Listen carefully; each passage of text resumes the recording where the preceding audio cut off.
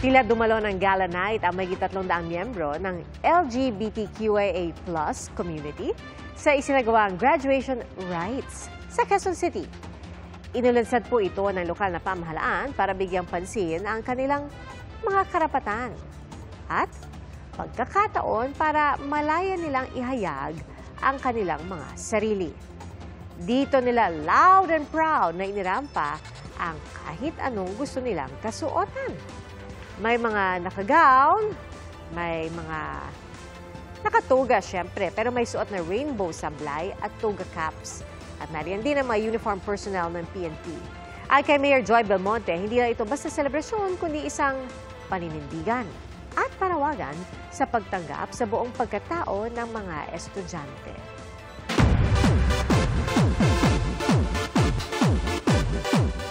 Magkalaban on-cam pero besties in real life si Rian Ramos bilang Mitena at Michelle D bilang Hara Cassandra sa Encantadia Chronicles Sangre. Palaban din sa pagkakwela si Rian online at di patatalo si Michelle. Ating saksihan. Damang-dama ang bagsik at kasamaan ni Mitena sa kanyang pagdating sa Lireo. Ang mga minahal na karakter na sina Lira at Mira, walang kaawa-awang pinaslang. Pati si Hara Cassandra, hindi nakaligtas. Hindi mapapasayo ang Lireo.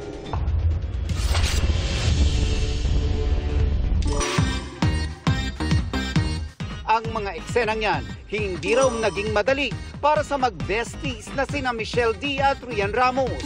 Ito nga raw ang isa sa heartbreaking episodes sa serye. Seryoso man sa set, hindi rin nawala ang kulitan off-cam. Si Michelle, nag-ala Reyna, Reyna, Reyna habang bitbit ang kanyang brilyante. Ang brilyante ng electric fan. Nag-TikTok challenge pa ang dalawang kapuso beauties. Hanggang sa pagsasayaw, give na give. Siyempre, hindi rin pinalampas ni Hara Cassandra ang maka-TikTok challenge si amihan played by Kylie Padilla. Really, Ernest, how often have you watched me? Mom, we made it! Tila may mom I made it moment din si Michelle habang pinapanood ang unang beses na paglabas ng kanyang karakter. May fair share of BTS moments din si Rian. Kagaya na lang nito with her sisi twin Cassiopeia na ginagampanan ni Solen Yusa. Wala rin ang hatid ni Mitena nang mag-transform o glow up siya bilang keratin. Ay, kera pala! Nakuhanan din ng live reaction si Rian habang pinapanood si Young Mitena played by Shenna Stevens. All praises siya sa child star. Galing niya! Mitena. Para sa GMA Integrated News, Nelson Canlas ang inyong saksi. Biglang nagsaboy ng gaas ang lalaking yan saka siniliban ang loob ng subway train sa Seoul, South Korea. Nagpulasan ang mga pasahero at ang ilan nadulas at natumba. Umabot ng usok sa kabilang bagon na puno rin ang mga pasahero at doon na sila dali-daling lumabas. 6 ang naitalang sugatan sa insidente na nangyari noong May 31.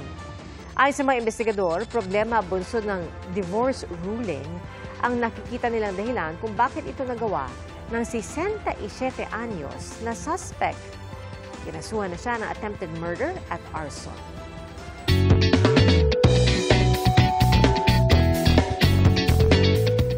Malaninong of all seasons ang atake ng isang lalaki sa Barangay Pantal, Dagupan City.